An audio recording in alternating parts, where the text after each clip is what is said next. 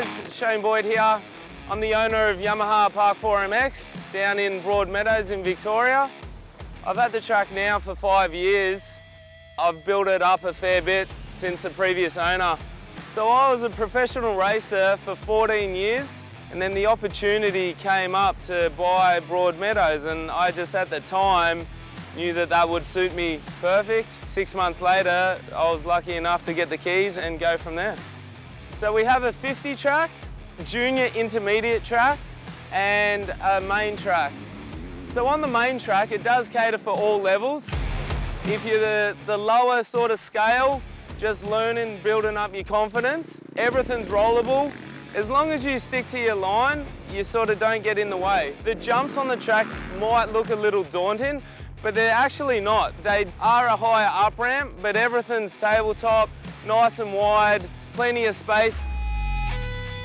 So the intermediate track for the young kids is for the 65, 85, the 150 4-strokes, but also those farm bikes. And again, the track's wide enough, everything's really forgiving. Everyone sort of rides around one another, whether it's slow and fast. So our 50 track / learner track is a track that's for the kids that are just learning out, just learning how to take off and just slowly ride around. The parents can walk around this one because it's in a small area. There are tyre walls around so that if the kids get into trouble, they can't go too far. So here at the park, we have a canteen where sign-on is, so every rider, when they come in the morning during the day, they sign on. The facility is in a tighter area, so all tracks are fairly visible. So me and a small group of guys do keep a close eye out on everyone riding around.